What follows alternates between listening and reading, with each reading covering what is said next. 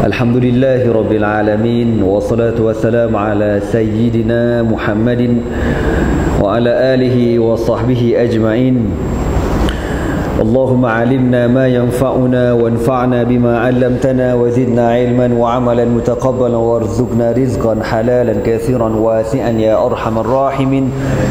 Allahumma inna qad istawda'na bima 'allamtanahu fardudhu ilayna inda hajatina ilayhi wa la tunsina ya rabbal alamin. Allahumma akhrijna min dhulumatil jahli wa akrimna binuril ilmi wa ahsin akhlaqana binuril hilmi. Wa sallallahu ala sayyidina Muhammad wa ala alihi wa sahbihi wa baraka wa sallam, amma ba'du.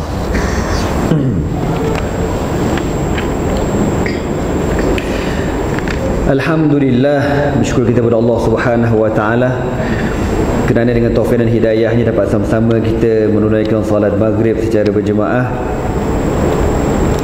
InsyaAllah kita pada malam ni akan dengar beberapa tazkirah yang saya akan sampaikan. Jadi insyaAllah pada malam ni saya cerita dengan tuan-tuan kisah seorang sahabat Nabi yang bernama Sayyiduna Sa'id bin Zaid bin Amr bin Nufail radhiyallahu ta'ala anhu. Jadi dalam kisah ni ada dua cerita. Yang pertama kisah pasal bapa dia bernama Zaid bin Amr bin Nufail. Kemudian kita akan dengar pasal anak dia bernama Sa'id bin Zaid bin Amr bin Nufail radhiyallahu ta'ala anhum. Waqafa Zaid bin Amr bin Nufail ba'idan an zahmatin nas. Diceritakan ni, kisah ni berlaku tuan-tuan di zaman jahiliyah di Mekah. Ada seorang lelaki bernama Zaid bin Amr bin Nufail yang dia ni perhati keadaan masyarakat Quraisy pada hari itu. Wa hiya tahtafilu bi'idin min a'yadiha. Gambaran diberikan dekat sini suasana orang Quraisy sedang menyambut satu perayaan besar-besaran. Fara'a rijala ya'tajiruna al-ama'ima wa absara an-nisaa wal wildan wa qad labisu zahiya thiyab wa badi' al-hulal. Orang lelaki dengan pakaian-pakaian cantik yang lawa-lawa. Orang perempuan pun macam tu juga, cantik lawa-lawa. Begitu juga dengan kanak-kanak pun cantik-cantik belaka, lawa belaka. Seakan-akan dia ni nak sambut satu perayaan yang besar. Wa nazara ila al-an'am yaquluha al-musirun. Di waktu yang sama, diorang ni bawa binatang gembala diorang, ya, kambing beratur, kambing biri-biri, kambing kacang. Ada kambing kacang, ya, tak ada. Dia belah-belah sana kambing biri-biri tuan-tuan, ya, kambing kampung macam kita tak ada. Tak boleh hidup kambing macam kita ni, semua biri-biri belaka. Ba'da an halauha bi anwa'i zinah liyasbahuha baina aidil awsan. Semua kambing-kambing binatang ternakan ni dihiasi pun cantik-cantik juga. Mana bukan tuan kambing je cantik, kambing pun cantik juga, lawa belaka, ya, pakai ribin, pakai celak, pakai gincu, contohlah macam tu. Tujuannya apa untuk lawa-lawakan kambing ni? Sebab sebentar lagi, sekejap lagi ada upacara besar-besaran untuk disembelih semua kambing-kambing ni dan dipersembahkan kepada berhala-berhala yang ada di sekeliling Kaabah. Ini perangai orang jahiliah macam hari ni lah, yang biasa kita tengok orang-orang bukan Islam buat kan, bagi buah apple, bagi apa benda tu, limau kan, dekat dia punya Tuhan dia. Zaid bin Amr bin Nufail perhati benda ni. Lalu dia pun pergi dekat orang kampung. Dia kata apa? Waqafa musnadan zahrahu ila jidaril Ka'bah. Dia pergi sambil bersandar di dinding Kaabah. Dia kata apa? Ya ma'syara Quraisy, asyatu khalaqaha Allah. Wahai orang-orang Quraisy, kambing yang korang bawa ni semua Allah yang ciptakan. Wa huwa alladhi anzala laha al-matara minas sama' farawiyat. Dialah Allah yang menurunkan hujan daripada langit, lalu dia memberikan minum kepada binatang-binatang ternakan ini. Wa anbata laha al-ushba min al-ardi allati fashabi'at. Dan Allah jugalah yang menumbuhkan tumbuh-tumbuhan di atas bumi, lalu binatang-binatang ini makan rumput-rumput dan dia kenyang. summa tazbahunaha ala ghairi ismihi inni arakum qauman tajhalun. Tiba-tiba Allah yang bagi, yang cipta kambing, yang turunkan hujan, yang tumbuhkan tumbuh-tumbuhan, tiba-tiba korang sembelih binatang-binatang ni untuk kau persembahkan kepada patung-patung berhala ni. Inni arakum qauman tajhalun. Aku rasa korang ni bodoh belaka. Ambil kau smackdown terus tuan-tuan. Ya, dia kata orang ni buat kerja bodoh, dia kata. Bila dia kata macam tu, apa yang berlaku? Faqama ilaihi amhu al-Khattab, walidu Umar bin al-Khattab, falatamahu. Tiba-tiba tuan-tuan elok daripada cakap, bangkit seorang lelaki yang bernama Al-Khattab. Tuan-tuan kenal dengan siapa Al-Khattab? Bapa kepada Umar bin al-Khattab, pakcik kepada Zaid bin Amr bin Nufail. Dia dengan Umar sepupu. Pakcik dia bangkit, kurang hajar punya budak. Ada lempangnya muka Zaid bin Amr bin Nufail, tuan-tuan. Dan lempangnya muka hamba Allah ni. Apa dia kata? Tabbal laka, celaka engkau. Wa ma zilna nasma'u minka hadzal bada' wa nahtamiluhu hatta nafida sabruna. Aku ni dah lama sabar dengar mulut kau ni, tahu tak? Aku lama dah dengar orang cerita dekat Mekah ni ada orang suka kutuk Tuhan kami. Bukan orang lain, anak saudara aku juga. Lama dah aku sabar. Hari ni kau dah penampar dengan aku. Dia penampar muka. Jadi tuan-tuan, tak pasal-pasal Zaid bin Amr bin Nufail kena penampar dengan pakcik sendiri. Dengan sebab apa? Dengan sebab dia hina patung-patung berhala yang ada di sekeliling Kaabah. Summa aghra biha sufaha'u qaumuh fa'adhawhu. Lalu Al-Khattab pun arahkan seluruh samsing-samsing Mekah, kan, abang-abang kawasan ni, supaya belasah Zaid bin Amr bin Nufail hatta nazha an Makkah, menyebabkan Zaid ni lari keluar daripada Makkah. Waltaja ila Jabal Hira, dan bersembunyi di Gua Hira. Fa wakala bihi Al-Khattab ta'ifatan min syababi Quraisy liyahulu dunahu wa duna duhuli Makkah. Dan dia ni tuan-tuan tak dibenarkan masuk ke dalam Mekah. Kalau kau masuk, aku nampak muka kau, siap kau masak kau nanti. Kita kalau bahasa KL ni macam itulah tuan-tuan ni. Jadi apa cerita Zaid bin Amr bin Nufail ni, tuan-tuan ni? Jadi disebutkan dalam sejarah, di zaman jahiliah, tuan-tuan, ada beberapa manusia ni yang Allah Ta'ala berikan fitrah kepada mereka. Dia tak suka tengok orang sembah berhala. Tuan-tuan kalau pernah baca sejarah, pernah dengar, rajin baca, kita sedia maklum orang Mekah tahu ada Allah ni ada. Tapi di waktu yang sama mereka mensyirikkan Allah dengan patung-patung yang ada di sekeliling Kaabah. Sebab tu zaman jahiliah dulu, diorang buat juga ibadat haji, dia buat juga umrah, dan diorang ada talbiyah. Tapi talbiyah ni lain, tak sama dengan talbiyah kita. Kita punya talbiyah macam mana? Labbaik Allahumma labbaik, labbaik la syarika laka labbaik, innal hamda wan ni'mata laka wal mulk la syarika lak. Puak-puak Quraisy ni, tuan-tuan, puak-puak jahiliah ni yang sembah berhala, dia kata apa? Labbaik Allahumma labbaik, labbaik laka syarikun huwa laka tamlikuhu wa ma malak. Makna dia apa? Ya Allah, kami sahut seruan kau dan seruan Tuhan-Tuhan yang bersekutu dengan kau. Makna apa? Berhala-berhala tok pekong ni yang bersekutu dengan Allah Subhanahu wa taala. Ini talbiyah syirik yang dibuat oleh puak-puak jahiliah. Jadi tuan-tuan, Zaid tak suka tengok benda macam ni. Dia kata benda ni tak betul. Summa inna Zaid bin Amr bin Nufail ijtama'a fi ghaflatin min Quraisy. Tak lama kemudian Zaid ni, tuan-tuan, dia ada beberapa kawan. Dia ada 4 orang kawan yang faham perjuangan dia dan simpati dengan dia.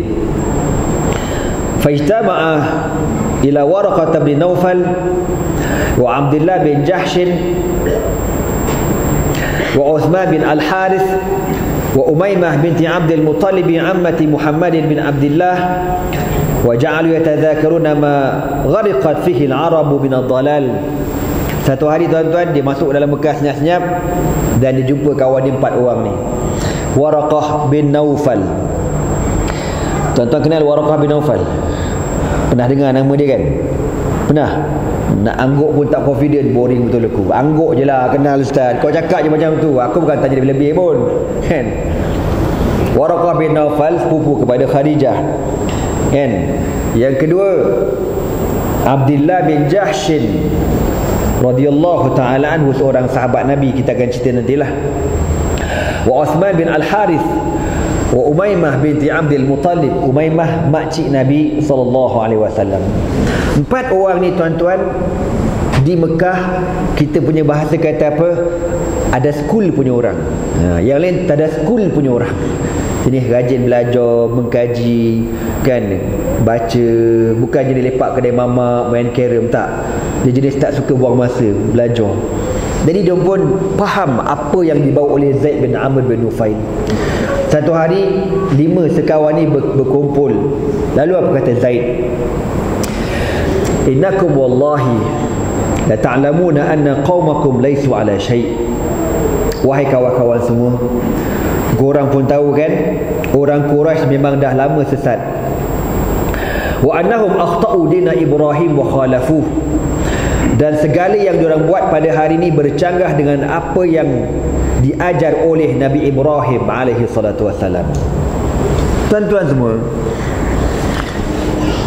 jarak antara Nabi Ibrahim dengan Nabi Muhammad jauh beribu tahun. Antara Nabi Isa dengan Nabi Muhammad sallallahu alaihi wasallam berapa ratus tahun? 571 tahun Masihi. Jarak antara Nabi Isa dengan Nabi Muhammad sallallahu alaihi wasallam. Menyebabkan masyarakat ni jadi rosak. Bila dah jauh sangat, tak ada Nabi, tak ada Rasul, jadi rosak. Saya nak balik sikitlah ke sejarah, tuan-tuan. Macam mana sejarah mula-mula orang sembah berhala ni. Ketika Allah Ta'ala mengutuskan Nabi Adam di atas muka bumi, Nabi Adam beranak pinak, sampailah anaknya ramai, sehingga akhirnya tinggal lagi 5 orang anak Nabi Adam, bernama Wad dan Suwa'an, Yahus, Ya'uq wa Nasran. 5 orang nama anak Adam ni. 5 ni beriman kepada Allah dan kuat beribadat. Satu hari tadi Allah, abang yang sulung bernama Ya'uq meninggal dunia. Bila meninggal dunia, adik-beradik berempat ni sedih belaka. Abang long dah tak ada, sedih, kan? Masa itulah setan pun datang. Setan kata apa? Kalau korang sedih, korang buatlah sesuatu yang boleh membuatkan korang akan tengok tu, korang akan hilang rindu ke dia. Nak buat binatang apa? Nak tangkap gambar zaman tu, handphone tak ada lagi, tuan-tuan. Setan pun bagi cadangan, buat patung bentuk muka abang kau yang sulung. Lalu dia pun buatlah bentuk lebih kurang abang sulung tu, dia pun letak dekat dinding. Setan kata, kalau korang rindu, kau sedih, tengok muka patung ni, kau akan terkenang ke abang kau. Okey juga, kan? Lalu buatlah patung pertama bernama Ya'uq. Waddan, Suwa'an, yang bernama Waddan. Lepas tu tuan-tuan, meninggal pula adik abang yang kedua bernama Waddan, Suwa'an. Suwa'an pula mati. Bila Suwa'an mati, setan pun bagi idea yang sama. Kalau korang berasa rindu, korang buatlah patung muka lebih kurang sama. Kalau korang tengok, hilang rindu korang. Lalu 3 beradik dia pun buat patung abang yang kedua. Mati pula dia ketiga, Ya'uq, kan? Begitulah seterusnya sampai habis, mati belaka 5 orang, tuan-tuan. Keturunan dia orang buat patung. Ada 5 patung. Wad dan Suwa'an, Yagusan wa Ya'uqan wa Nasra. 5 patung. Lalu tuan-tuan, masyarakat ni hiduplah berterusan sehinggalah puluh ratus tahun. Sehinggalah manusia ni dah jauh sangat pada Allah, dia orang tak sembah apa-apa. Masa itulah setan buat kerja semula. Setan pun kata dekat orang kampung, wahai orang kampung, korang ni tak tahu nak sembah Tuhan ke? Korang ni tak tahu ke ada Tuhan yang menciptakan korang? Tak tahulah pula. Kau tahu tak Tuhan atuk nenek moyang korang siapa? Mana ke tuan tahu? Kalau kau nak tahu siapa Tuhan nenek moyang korang, korang naik atas bukit tu. Dalam bukit tu ada satu tempat rumah ibadat. Dalam rumah ibadat tu ada 5 buah patung. Itulah Tuhan sebenar yang pernah disembah oleh nenek moyang korang dulu. Once upon a time. Orang kampung pun pergilah, ada Tuhan kita rupanya. Dia orang pun sembah. Di situlah tuan-tuan sejarah mula-mula penyembahan berhala. Setan ni memang celaka sungguh, kau tahu tak? Bila Allah Ta'ala halau dia keluar daripada syurga, dia kata apa kepada Allah? Dia kata apa?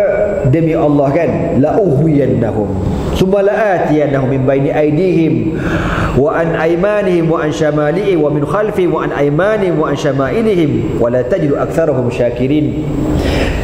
Syaitan bersumpah dengan nama Allah. Dia kata, demi Allah, aku akan sesatkan seluruh keturunan Adam. Dan aku datang daripada depan, daripada belakang, daripada kanan, daripada kiri. Aku akan sesat sesat-sesatnya. Sumpah syaitan kepada Allah Ta'ala. Maka tuan-tuan, disitulah bermulanya orang menyembah patung berhala. Lama kelamaan, Allah Ta'ala yang maha mengetahui, bila melihat manusia makin rosak, diutuskan seorang Nabi, seorang Rasul untuk membetulkan keadaan. Maka diutuskan Nabi Nuh alaihi salatu wasallam. Inna arsalna Nuhan ila qaumihi falabitha fihim alfa sanatin illa 50 aman. Kami mengutuskan Nuh kepada kaumnya, lalu Nabi Nuh dia berdakwah selama 950 tahun. Tuan-tuan, berdakwahlah Nabi Nuh kan. Ni saya nak ringkaskan cerita. Berdakwah, ada yang beriman, ada yang tak beriman. Ringkas cerita, akhirnya Allah Ta'ala bala kaum Nabi Nuh. Yang selamat berapa orang? 80 orang. 80 orang ni tuan-tuan terdampar dekat sebuah bukit dan turun memulakan balik kehidupan, sembah Allah Ta'ala, sembah Allah, sampai dah lama puluhan ratusan tahun. Generasi yang baru tu dah makin jauh pada Islam, makin jauh, sesatlah pula. Bila sesat, Allah hantar pula Nabi lain. Contoh Nabi Hud alaihi salatu wasalam. Lalu Nabi Hud berdakwah betulkan balik masyarakat tu. Kan yang beriman, yang tak beriman. Lalu yang beriman tu pula teruskan kehidupan mereka generasi demi generasi, sampai lama kemudian rosak. Allah Ta'ala hantar pula Nabi yang seterusnya. Contoh Nabi Saleh. Begitulah seterusnya tuan-tuan, generasi demi generasi Allah hantar Nabi dan Rasul untuk membetulkan kembali masyarakat. Maka setelah Nabi Isa diangkat ke langit 571 tahun, diutuskan Nabi Muhammad SAW. Tuan-tuan, 500 tahun lebih confirm masyarakat tu rosak. Kita ni yang baru merdeka berapa tahun? 60 tahun lebih kan? 63, 64, 65 aku tak ingat. Itu pun baru 60 tahun lebih pun tuan-tuan, dah rosak punah ranah dah kita kan. Bayangkan kalau ratusan tahun aku tak tahu, lagi rosak lagi teruk. Maka hari ni tuan-tuan, dah tak ada Nabi. Habis siapa yang mengganti kerja Nabi, kerja Rasul? Siapa ganti? Maka Nabi kata, al-ulama'u warasatul anbiya, ulama pewaris Nabi. Okey, balik ke cerita kita ni. Zaid bin Amr bin Nufail kata, aku nampak orang Mekah semakin hari semakin rosak. Apa yang diorang buat ni bercanggah dengan ajaran Nabi Allah Ibrahim alaihi salatu wassalam. Fabtagu li anfusikum dinan yadinuna bihi tadinuna bihi in kuntum tarumuna najat. Maka Zaid kata dekat kawan-kawan 4 orang ni, aku nasihatkan kamu semua, berusahalah belajar cari ilmu, cari agama yang sebenarnya kalau kamu nak mendapat keselamatan. Fahabba rijalul arba'ah ila al-akhbar min al-yahud wan nasara. Maka 4 kawan-kawan ni termasuk Zaid, 5 orang ni, masing-masing berusaha mengembara mencari ilmu, nak mencari agama yang sebenar. Wa amma Waraqah bin Nawfal fatanassara. Adapun Waraqah bin Nawfal ni tuan-tuan mengembara sampai bertemu dengan ulama ataupun padri Kristian. Belajar dengan padri Kristian, jadilah Kristian. Itu pada permulaan dululah. Apabila Nabi SAW menjadi Rasul, kita masih ingat lagi kan kisah apa benda tu, turun wahyu Iqra bismi rabbikal ladzi khalaq. Bila Khadijah radhiyallahu taala anha bawa Nabi bertemu dengan Waraqah, Nabi cerita apa yang berlaku kepada Waraqah. Waraqah kata apa? Ya Muhammad, innahu namusul akbar allazi ja'ila Musa bin Imran. Wahai Muhammad, makhluk yang datang membawa wahyu kepada kau itu namanya An-Namusul Akbar, ketua segala malaikat yang pernah datang kepada Nabi Musa bin Imran. Ya Muhammad, laitani kuntu jaz'an hina akhrajaka qaumuka. Wahai Muhammad, kalaulah aku ni masih muda, masih sihat, ketika satu hari nanti orang-orang Mekah akan halau kau keluar daripada Mekah. Jadi ulama-ulama cakap, tuan-tuan, antaranya Al-Imam Ibn Kathir kata, secara tidak rasmi Waraqah bin Nawfal ni orang yang mula-mula beriman dengan Nabi Muhammad sallallahu alaihi wasallam. Okey, Waraqah bin Nawfal asalnya Kristian, kemudian bila Nabi datang dia masuk Islam. Wa amma Abdullah bin Jahsh wa Uthman bin Al-Harith falam yasila ila syai'in. Adapun Abdullah bin Jahsh dan Uthman bin Al-Harith, lagi dua orang kawan dia ni, belajar tapi tak jumpa, nak cari agama tak jumpa. Dan makcik Nabi Umaymah binti Abdul Muttalib pun sama juga. Amma Zaid bin Amr, adapun Zaid bin Amr, fakanat lahu qissah falnad'u lahu al-kalam liyarwiha lana. Adapun Zaid bin Amr bin Nufail, bagaimana kisah pengalaman dia mencari ilmu, kita dengarlah tuan-tuan bagaimana pengalaman dia belajar. Ni baru nak start cerita. Tadi tu baru intro, tu baru mukadimah tuan-tuan ya. Dah harga pula poin ni ha. Okey tuan-tuan semua.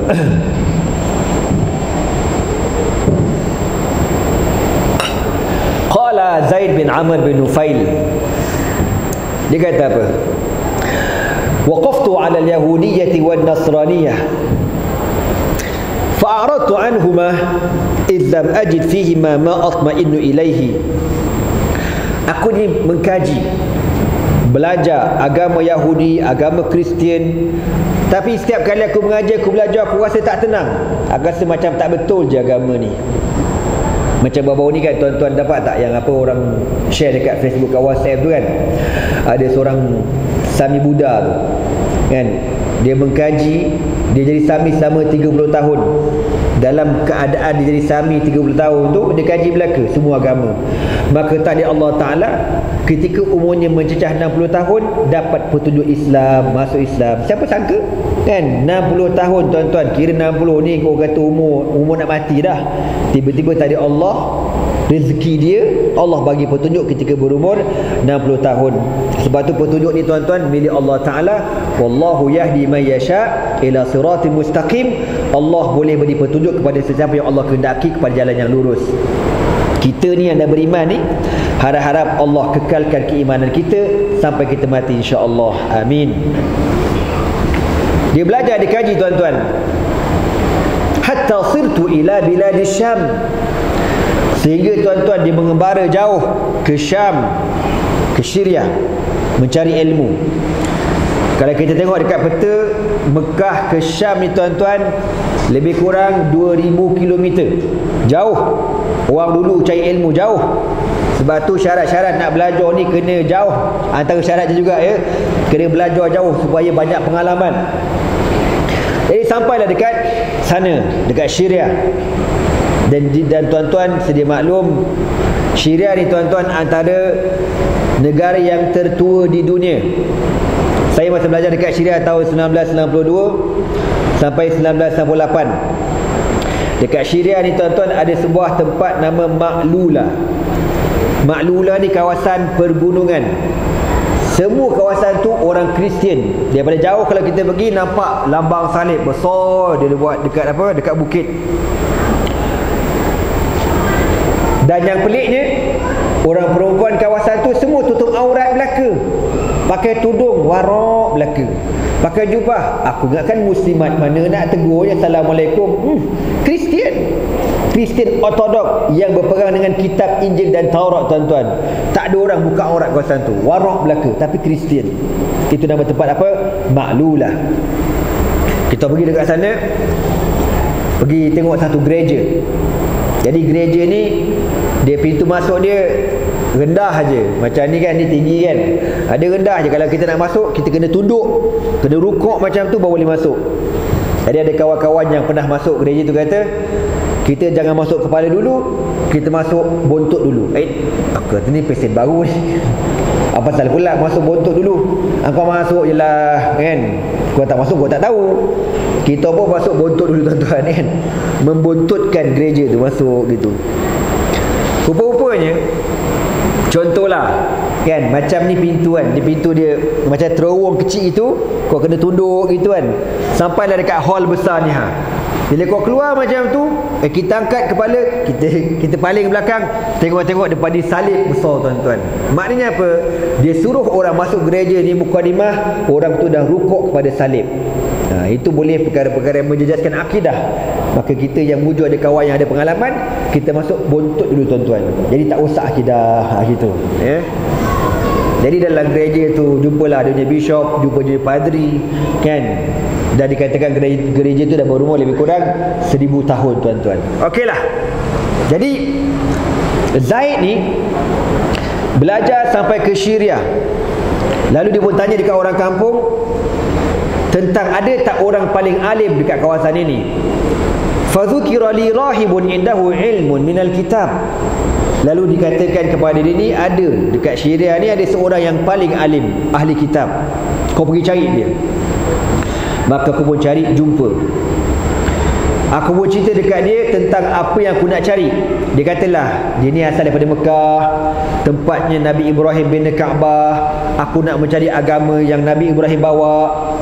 Lalu apa kata padri ni? Dia kata, araka turidu dina Ibrahim ya akha Makkah. Aku nampak engkau ni nak mencari agama yang dibawa oleh Nabi Ibrahim. Qultu na'am zalika ma abghi. Aku kata ya, memang aku nak mencari agama Nabi Ibrahim. Faqal, lalu padri ni kata, innaka tatlubu dinan la yujadul yawm. Agama yang kau cari tu dah tak ada dah pada hari ni. Makna padri tu pun dah tak ikut dah. Padri tu pun dah rosak akidah, betul tak? Tapi padri tahu satu ketika dahulu memang ada Nabi Ibrahim membawa ajaran Islam. Walakin al-haq bi baladika fa inna Allah yab'athu min qaumika man yujaddid din Ibrahim fa idza adraktahu faltazimhu. Maka padri ni kata, engkau kata engkau asal pada Mekah kan? Ya.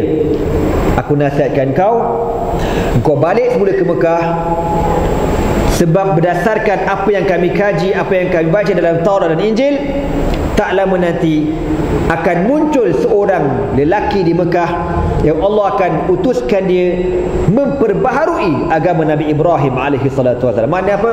Menyambung perjuangan Nabi Ibrahim alaihi salatu wasallam. Tuan-tuan jangan tertukar pula ya.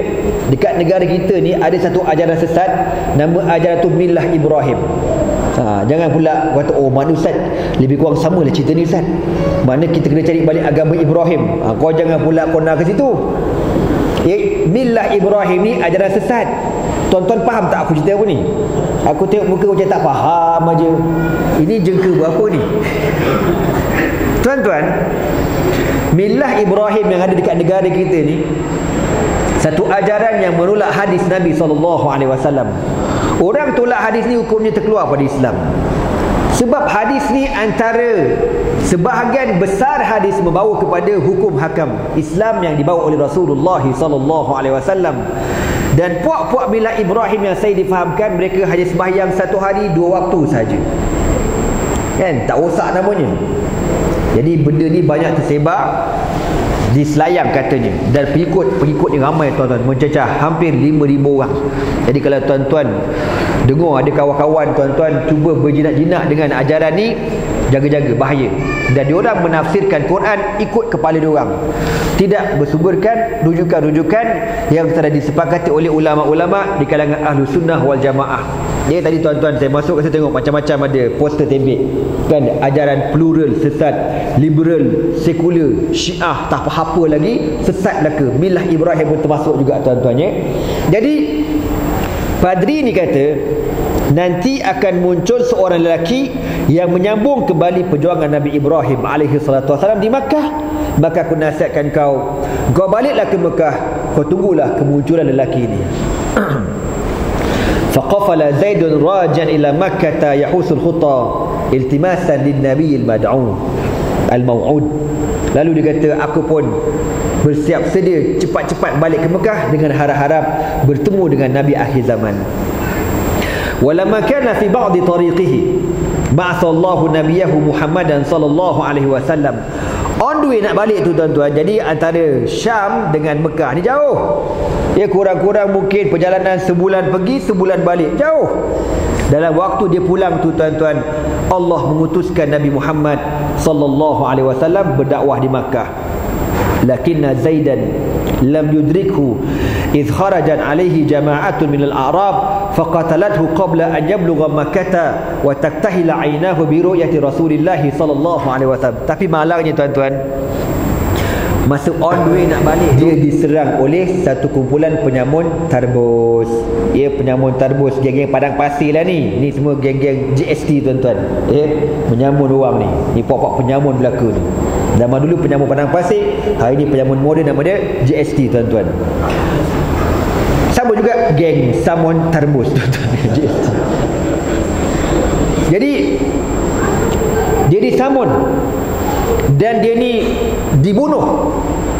Dalam riwayat menyebutkan sebelum Zaid bin Amr bin Nufail menghembuskan nafas yang terakhir, dia berdoa kepada Allah. Dia kata apa? Allahumma in kunta haramtani min hadzal khair falah tuhrim minhu ibni Sa'idan. Dia kata apa? Ya Allah, kalau kau tidak mengizinkan aku bertemu dengan kebaikan ini, Rasulullah sallallahu alaihi wasallam, jangan kau jadikan nasib yang sama menimpa kepada anak aku Sa'id. Maknanya apa? Sebelum dia pergi belajar ke Syria dia tuan-tuan, dia ada anak bini dekat Mekah tu. Dia tinggalkan anak bini, pergi belajar, dan dia ada seorang anak kecil, baby yang bernama Sa'id. Dia pergi belajar. On dia balik kena serang dengan geng-geng GST. Jadi sebelum menghembuskan nafas terakhir, dia kata apa? Ya Allah, kalau kau tak izinkan aku bertemu dengan kebaikan ini, jangan kau jadikan nasib yang sama menimpa kepada anak aku Sa'id. Maka Allah Ta'ala memakbulkan doa dia tuan-tuan. Okey, ini dalam kitab yang saya baca. Dalam kitab yang satu lagi bertajuk, dari kitab Fadail As-Sahabah, cerita Zaid ini dia sempat bertemu dengan Nabi Muhammad sallallahu alaihi wasallam di Makkah, tetapi sebelum Nabi Muhammad dilantik menjadi Rasulullah sallallahu alaihi wasallam. Dalam riwayat sebut, satu hari Nabi ini keluar dengan anak angkat Nabi bernama Zaid bin Harithah. Nabi ada anak angkat nama Zaid bin Harithah. Jadi Zaid bin Harithah ni bawa kambing dengan Nabi berjalan. Dalam perjalanan tu bertempur dengan Zaid bin Amr bin Nufail yang saya cerita ni. Lalu Zaid bin Amr bin Nufail ni, dia punya perangai tuan-tuan, dia pantang nampak orang bawa kambing, dia akan tanya, kau nampak mana kambing ni? Tak ada kerja lain dah tu. Ni confirm nak sembelih, nak bagi dekat berhala. Dia mesti sama macam tu. Jadi sebab standard orang Mekah, kalau bawa kambing pergi ke Kaabah tu confirm nak bagi sembahan kepada berhala. Dia pun tanya dekat Zaid bin Harithah, kau nak bawa mana kambing ni? Kau nak bagi berhala tu makan ni? Taban celaka, dia kata macam tu. Dia nak marah. Jadi Zaid tak jawab apa-apa. Dan Nabi pun tanya dekat Zaid ni. Dia kata, wahai Zaid, kenapa aku tengok engkau ni orang Mekah benci dekat engkau? Hari tu aku dengar kau kena penampar. Lepas tu aku dengar pula kau kena belasah ramai-ramai. Apa masalah engkau Zaid? Zaid kata apa? Wahai Muhammad, aku tak suka tengok orang Mekah ni. Orang Mekah ni sesat, rosak, sebab berhala. Dan sebenarnya kita ada Tuhan. Tapi ialah Zaid ni, dia tak tahu, dia sedang mencari tau, dia sedang mencari. Dia menggunakan akal, dia mencari Allah Subhanahu Wa Taala. Aku tak suka tengok benda-benda macam ni, benda tak betul. Tapi aku ada maklumat. Yang aku dapat maklumat, dengar ceritanya nanti Allah akan utuskan seorang Nabi kepada masyarakat Mekah. Tapi aku tak tahu siapa orang ni. Padahal depan mata dia Nabi. Tapi macam mana, pasal masa tu Nabi belum jadi Nabi. Kau faham tak cerita aku ni? Gitu. Tuan-tuan, Nabi dengar je lah. Oh gitu. Aku sedang menunggu Nabi akhir zaman muncul, tapi dia tak keluar-keluar lagi. Bagusnya Zaid ni tuan-tuan, dia sabar, dia tunggu Nabi. Dia tak kata, apa pasal payah sangat Nabi ni entah aku kot orangnya. Dia tak perasan pula kan, kalau payah-payah sangat, aku je lah declare akulah Nabi akhir zaman. Dia tak macam tu, dia tunggu. Sebab tu tuan-tuan, ada ulama kata Zaid bin Amr ni pun antara orang yang beriman dengan Nabi secara tidak rasminya kan. Lalu dia pun berdoa pada Allah macam tadi yang kita kata, ya Allah, kalau kau tak izinkan aku bertemu dengan Nabi akhir zaman, jangan kau jadikan nasib yang sama menimpa anak aku Sa'id bin Zaid. Okey, tadi Allah dia pun mati, anak dia pun membesar dekat Mekah. Wa sya'allahu subhanahu wa ta'ala ayastajiba da'wata Zaidin, lalu Allah Ta'ala memakbulkan doa Zaid. Fama in qama Rasulullah sallallahu alaihi wasallam yad'u an-nas ila al-Islam hatta kana Sa'id bin Zaid min fi tali'atin man amanu billahi wa saddaqu risalatan nabiyhi Muhammadin sallallahu alaihi wasallam. Bila Nabi sallallahu alaihi wasallam bawa dia risalah Islam ini, antara orang yang terawal beriman dengan Nabi siapa dia? Sa'id bin Zaid bin Amr bin Nufail, beriman kepada Allah Subhanahu wa taala. Ini tuan-tuan, berkat doa seorang bapa yang bersungguh. Sebab tu kita kena macam tu.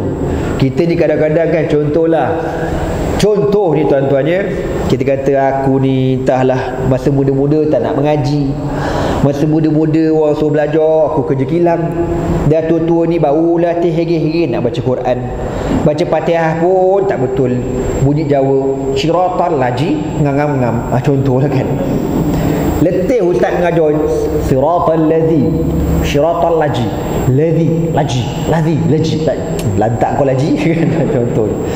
Tapi dia bersungguh, jangan putus asa dengan rahmat Allah Ta'ala. Lalu bapa ni berdoa contoh, ya Allah, kalaulah aku ni tak mampu baca Quran, jangan kau jadikan anak aku pun ditipu nasib yang sama macam aku, janganlah macam tu. Ya? Jadi kena bersungguh doa tu, berusaha dengan harap anak kita boleh baca Quran. Kalau kita tak pandai, tak reti ngaji agama, kita doa pada Allah supaya anak kita reti ngaji agama. Tapi kena buat kerja lah, hantar anak tu ngaji agama. Ilmu tuan-tuan benda yang tak boleh diwarisi. Harta boleh diwarisi. Al-malu yuras walakinnal ilma la yuras. Harta boleh diwarisi tapi ilmu tak boleh diwarisi. Contoh sajalah buat contoh ya. Saya kan bolehlah mengajar sikit-sikit, ada ilmu kan. Ada orang tanya, ustaz, bapa ustaz dulu ustaz ke? Tak bapa aku bukan ustaz pun. Bapa saya kerja mas kan. Dulu sekarang dah besar lah.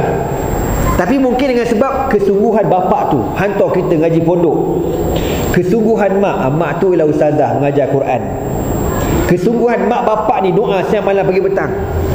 Saya adik-beradik 8 orang tuan-tuan, semua lelaki belaka, komando belaka. 8 orang, 7 orang semua ngaji agama belaka. Tapi tadi Allah Ta'ala yang jadi ustaznya aku seorang aja. Lagi 7 belum start lagi tuan-tuan. InsyaAllah tak lama lagi akan start insyaAllah.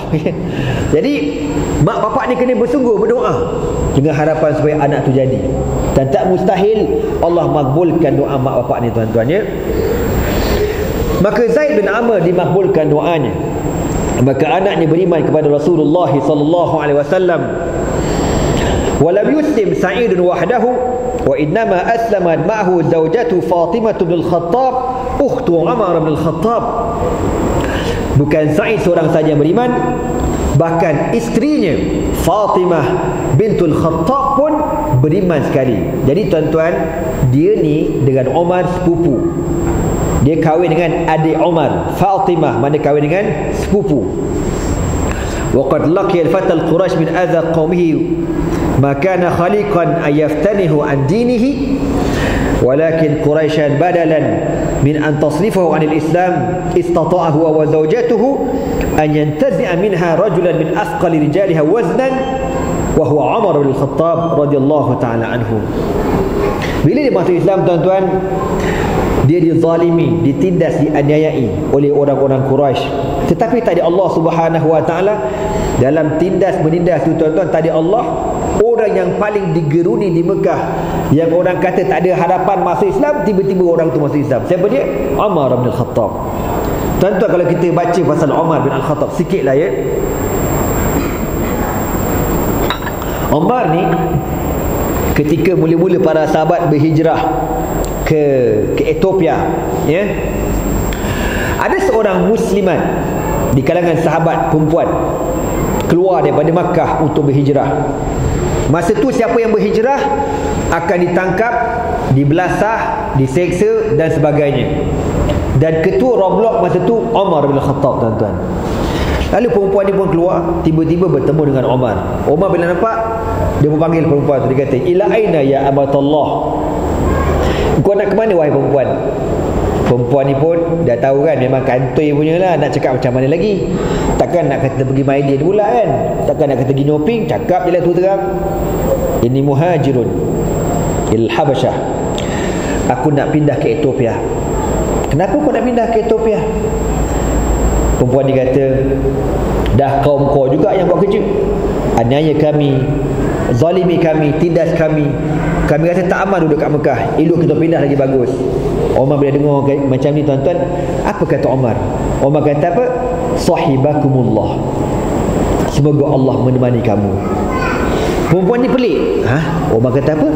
Semoga Allah menemani kami. Demam ke apa dia ni? Kan? Sebab tuan-tuan, biasanya Umar takkan cakap macam tu. Dia bagi pelempang dulu. Dia lempang dulu. Kau nak keluar? Dia sound awal-awal kan. Dia akan belasah dulu tuan-tuan. Lalu perempuan ni keluar dan bertemu dengan suami dia di tengah jalan. Mana dia ikut jalan lain, suami dia ikut jalan lain. Bila bertemu kat tengah jalan ni, isteri dia cerita kat suami dia. Dia kata, bang, abang tahu tak, tadi bang masa saya on the way bang, jumpa roblok Omar berdebur bang, berdebur kan. Omar tahan saya, Omar tanya, awak nak pergi mana? Saya katalah nak hijrah. Abang tahu tak Omar kata apa? Mana aku tahu. Omar cakap, sahibakumullah, semoga Allah menemani kamu. Suami dia tuan-tuan bila dengar macam tu, suami kata apa? Apa? Omar cakap sahibakumullah. Oh, kau ingat Omar tu boleh masuk Islam? Kau ingat Omar tu boleh masuk Islam? Dia kata, wallahi demi Allah, Umar takkan masuk Islam sehingga keldai bapak dia masuk Islam dulu. Sampai macam tu tuan-tuan.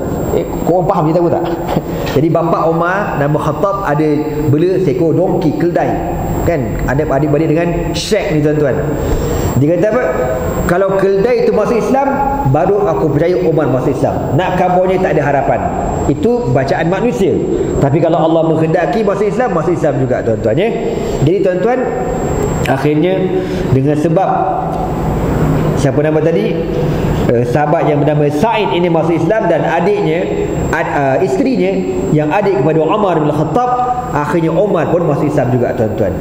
Diringkaskan cerita, Sa'id ini hidup di zaman Nabi SAW, istiqamah bersama dengan Abu Bakar As-Siddiq lepas pada kewafatan Nabi SAW. Lepas pada kewafatan Nabi, diganti oleh Abu Bakr As-Siddiq radhiyallahu taala anhu yang memerintah lebih kurang 2 tahun setengah. Lepas pada Abu Bakar meninggal dunia, naik pula Umar bin Khattab radhiyallahu taala anhu. Lalu Sa'id ini istiqamah, berjuang dengan Abu Bakar, berjuang dengan Umar, sampai ditarikan Allah. Dia ni antara para mujahidin yang menawan kota Damsyik di Syria. Kota Damsyik Syria tu ditawan zaman Umar bin Khattab, yang diketuai oleh Abu Ubaidah bin Al-Jarrah, ada kata Khalid bin Al-Walid radhiyallahu taala anhum ajma'in. Okey tuan-tuan, sehinggalah di zaman pemerintahan Bani Umayyah berlaku satu peristiwa. Tuan-tuan, Sa'id bin Zaid ini seorang sahabat Nabi yang Nabi jamin dia masuk syurga. Confirm ahli syurga, satu. Yang kedua, dia ni antara orang yang Nabi kata dimakbulkan doa. Kalau dia angkat tangan, makbul doa tuan-tuan.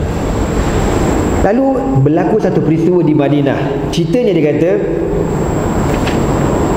wa fi zamani Bani Umayyah waqa'at li Sa'id bin Zaid hadisatun dhalla ahlu Yathrib yatahaddathuna biha zamanan tawilan.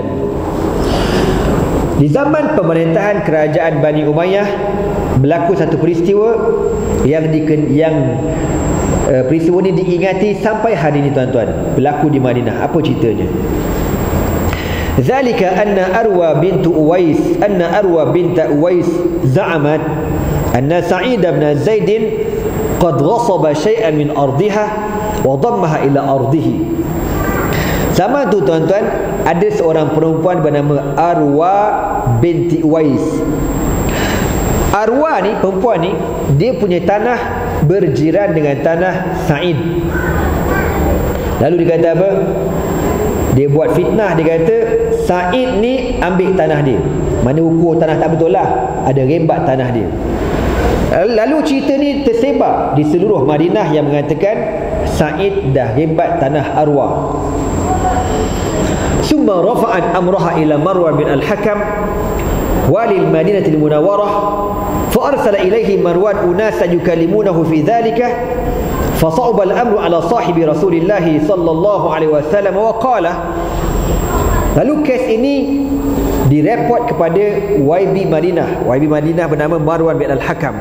Dia katalah, wahai tuan YB, saya nak buat report, tanah saya ni telah diambil oleh Marwan, oleh siapa nama? Sa'id bin Zaid.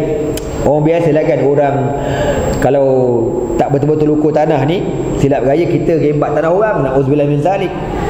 Ada kawan saya ni cerita dekat Kudang tuan-tuan ni, dekat apa ni, Kudang Rawang sana tu. Dia cerita kat mana dia beli tanah lot. Lepas tu dia tinggallah tanah tu lama. Dia beli tanah tempat lain pula. Lamalah, dia kata dalam 10-12 tahun gitu. Lama dia pun teringat balik apa cerita tanah aku tu kan. Dia pun pergilah tengok, nak buat rumah kat situ. Dia sampai tuan-tuan tengok tanah tu, atas tanah tu dah ada rumah orang. Ada rumah orang ni, geran aku, tanah aku. Tiba-tiba ada rumah orang. Dia pun tanyalah tuan rumah tu, ni rumah siapa? Saya. Ni tanah siapa? Tanah saya lah. Awak beli kat siapa? Saya beli daripada tuan tanah lah. Tuan tanah saya. Ni tengok geran, nama saya, semua ni geran saya. Tak. Tuan rumah dia kata dia beli tanah ni daripada tuan tanah tu, tuan tanah yang asal. Maknanya apa tuan-tuan? Tuan tanah tu dah jual tanah ni 2 kali, betul tak? Dia gila punya kerja ni. Yang pertama dia jual kat member aku, yang kedua dia tengok tanah tu macam dah dilupai gitu, dia jual pula dekat orang ni. La haula wala quwwata illa billah. Ni kerja gila, na'udzubillah min zalik. Orang macam ni makan duit haram. Kullu lahmin nabata min haramin fannaru aula bihi. Nabi kata, setiap darah daging yang tumbuh daripada haram, neraka tempatnya. Na'udzubillah min zalik. Okey tuan-tuan, jadi cerita pasal Sa'id bin Zaid hebat tanah arwah ni dibawa kepada YB dekat Madinah, Marwan bin al-Hakam. Marwan kenal siapa dia, Sa'id bin Zaid, seorang sahabat Nabi yang wara', antara yang mula-mula beriman dengan Nabi, seorang sahabat yang dijamin masuk syurga. Tak mungkin buat kerja gila ni, tak mungkin. Lalu dia pun panggil Sa'id nak confirm betul ke tuduhan ini. Lalu dia kata apa? Fasa'ubal amru ala sahibi Rasulillah sallallahu alaihi wasallam. Sa'id ni tuan-tuan, bila dia dengar orang tuduh macam tu, dia kata apa? Yarawnani azlimuha. Perempuan tu kata aku zalimi dia, aku ambil tanah dia. Kaifa azlimuha? Mana mungkin aku buat kerja zalim ini? Ni kerja zalim, ambil hak orang ni kerja zalim. Lalu apa kata Sa'id bin Zaid? Wa qad sami'tu Rasulullah sallallahu alaihi wasallam yaqul, aku pernah mendengar Nabi sallallahu alaihi wasallam bersabda, man zalama shibran min al-ardi tawaqahu Allah yawm al-qiyamah min sab'i aradin.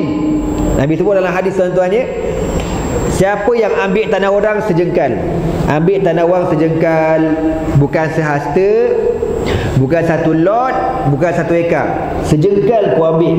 Hak orang bukan hak engkau, tanah orang bukan tanah kita. Apa yang Allah Taala buat? Tuwaqahu yaumal qiyamati, Allah akan belenggu lehernya dengan besi daripada api neraka dan ditanam ke dalam 7 lapisan bumi ni tuan-tuan. Maka nak kabur azab dahsyat daripada Allah Subhanahu wa taala, diikat lehernya dengan belenggu daripada api neraka dan ditanam dalam 7 lapisan bumi. Mana mungkin aku buat kerja gila ni? Lalu Marwan pun tahu betul, aku yakin kau tak buat kerja ni. Lalu apa kata Sa'id? Allahumma innaha za'amat anni azlimuha atau anni zallamtuha. Ya Allah, dia ni tuan-tuan, pasal cerita ni dah tersebar tau. Tersebar, orang kata dekat Madinah dia dah hebat tanah perempuan ni. Cerita dah tersebar. Lalu dia ni tuan-tuan sedih, dan untuk mengelakkan fitnah ni berleluasa, dia pun terus berdoa kepada Allah. Apa doa dia? Dia kata apa? Allahumma, ya Allah, innaha qad za'amat anni zalamtuha. Ya Allah, perempuan ni telah menuduh aku menzalimi dia, ambil tanah dia. Fa in kanat kazibatan, kalau perempuan ni perempuan yang bohong, dusta, dia fitnah aku, maka aku minta kepada Engkau ya Allah, fa'ami basaraha, kau butakan mata dia, wa alqiha fi bi'riha alladhi tunazi'uni fihi, dan kau matikan dia di dalam telaga buta. Dekat dalam tanah tu tuan-tuan ada satu telaga yang dah lama, minta supaya biar dia jatuh dalam telaga tu. Wa azhir li min haqqi nuran yubayyin lil muslimin anni lam azlimha, dan ya Allah, aku minta supaya kau buktikan bukan aku, memang aku tak ambil tanah dia. Pasal tanah ni kan dia ada, dia punya apa namanya, dia punya penanda dia tu kan. Jadi bila mungkin dah semak samun, ataupun mungkin dah kena ada batu ke apa ke, jadi tanda tu tak nampak mana tanda tanah ni. Jadi orang pun tak tahu mana tanda sebenarnya. Dia doa, ya Allah, kau tunjukkan sebenar mana tanda tanah ni. Dia doa 3 perkara, minta buta mata, mampuskan, matikan perempuan dalam telaga buta, dan tunjukkan sebenar tanda tanah ni tuan-tuan. Lam yamdi ala zalika ghairu qalilin.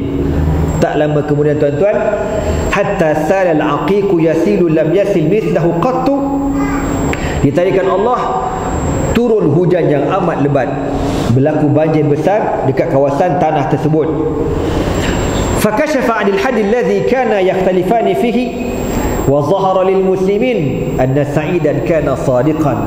Bila berlaku banjir besar, air ni tuan-tuan kuat, dengan tadi Allah batu-batu habis hilang belaka, nampaklah, kita katalah penanda yang menanda tanah ni timbul. Baru orang kata, lah betul dia, tanah ni tanah Said, bukan tanah perempuan.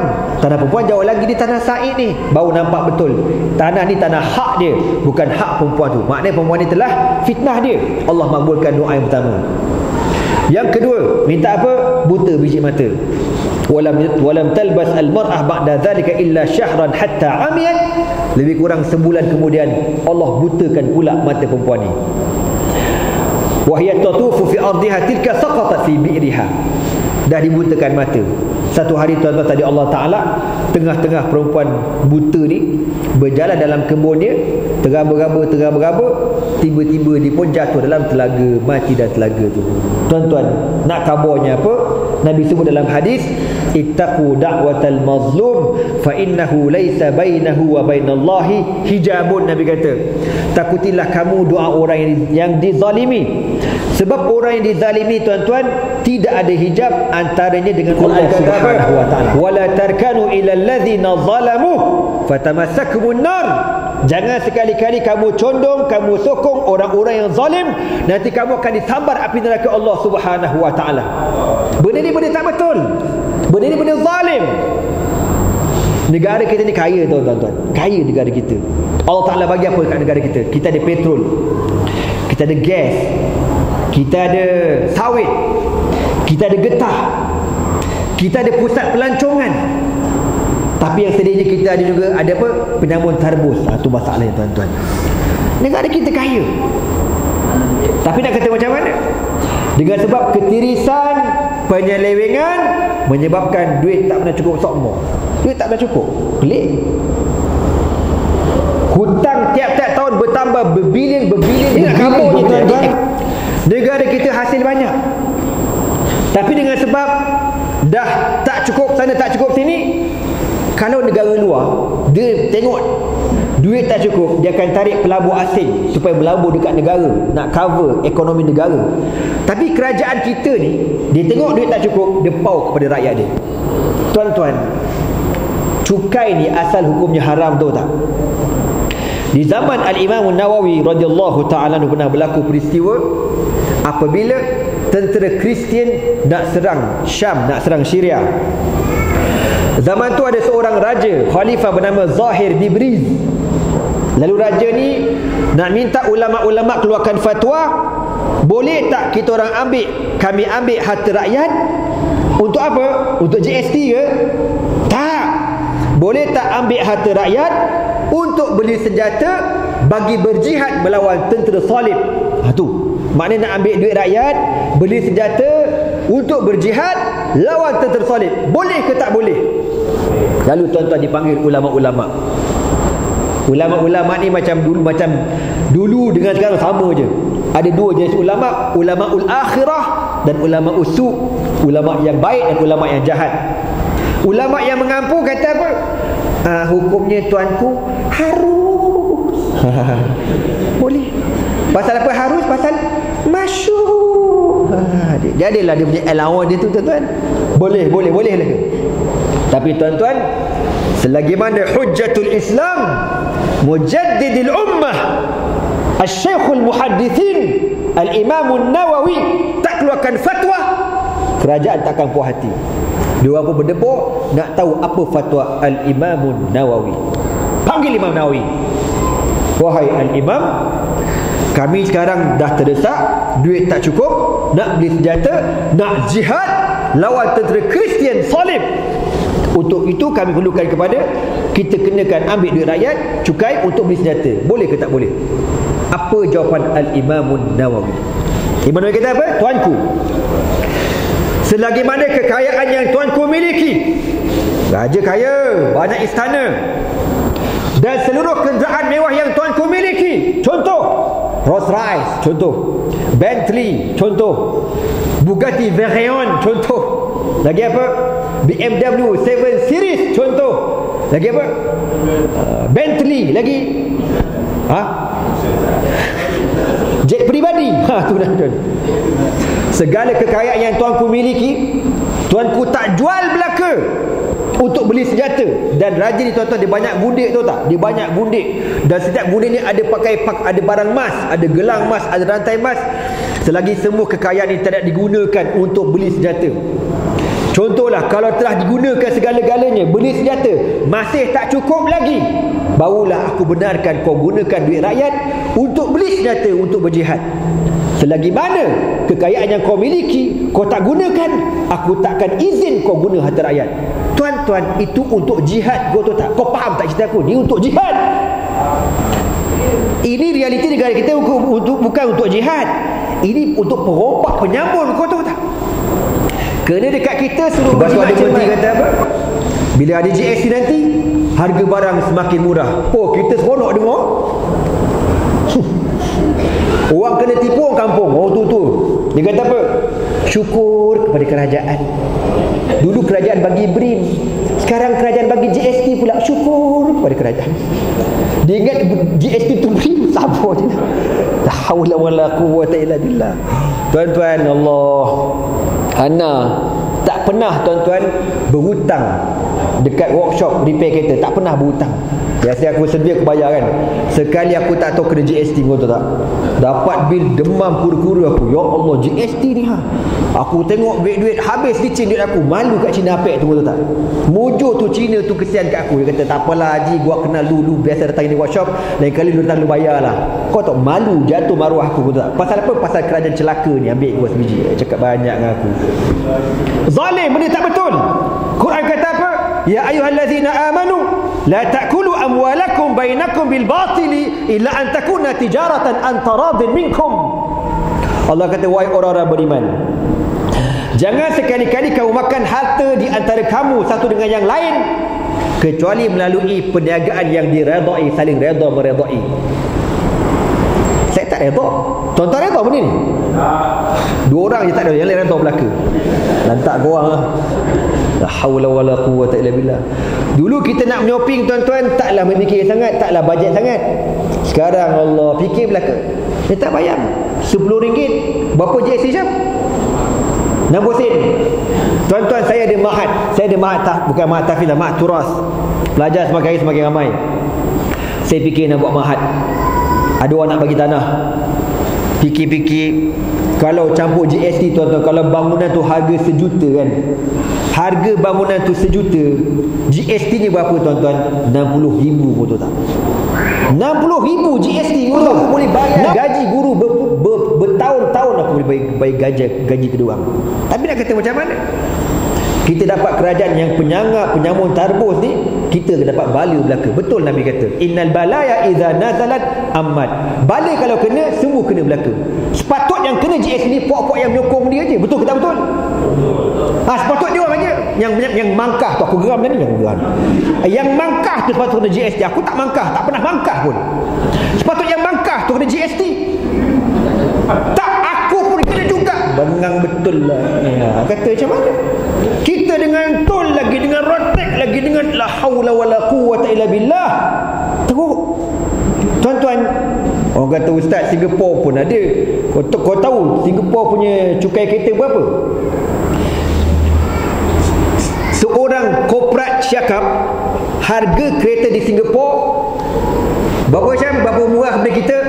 Contohlah, kalau harga dekat Malaysia ni 100,000 kereta tu, dekat Singapura 50,000 harga kereta tu, tuan-tuan. Dekat Singapura macam dia kata tadi, kalau negara kita 100,000, dekat Singapura 50,000. Maknanya diorang boleh save 50,000, betul tak? Kita dengan cukai gila-gila, lepas tu kata harga kereta menurun. Berapa? RM1.30. Aku rasa nak terajang. RM1.30. Agak berlaku ni. Inna lillahi wa inna ilaihi raji'un. Dia kata turun juga. Allah. Dia kata macam mana? Kena tipu manjang lah kita ni, dulu kini selamanya, forever and ever and Batman forever. La haula wala quwwata illa billah. Tuan-tuan, itulah realiti pada hari ini.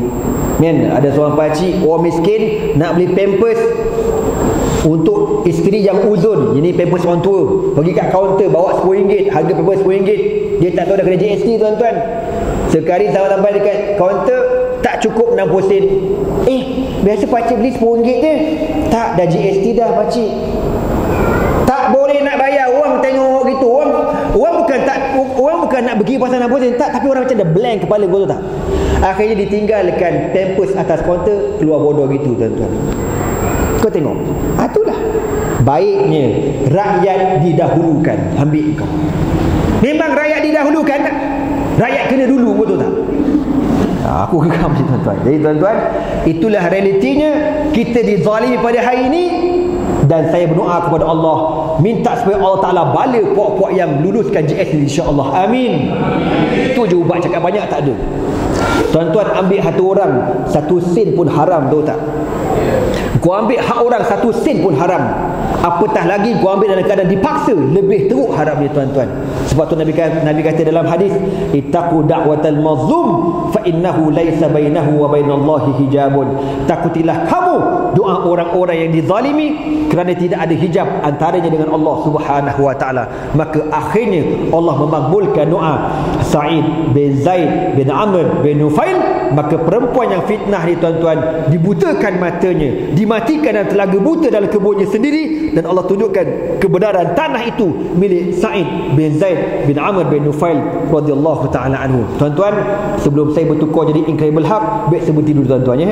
Jadi insya-Allah panjang umur dan rezeki, kita jumpa lain kali. Aku liqauli hadza wa astaghfirullah li wa lakum. Wassalamualaikum warahmatullahi taala wabarakatuh. Subhanakallah wa bihamdika asyhadu an la ilaha illa anta astaghfiruka wa atubu ilaihi. Bismillahirrahmanirrahim.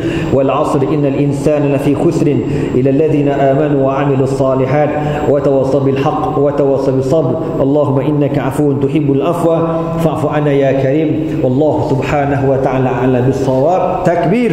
Allah.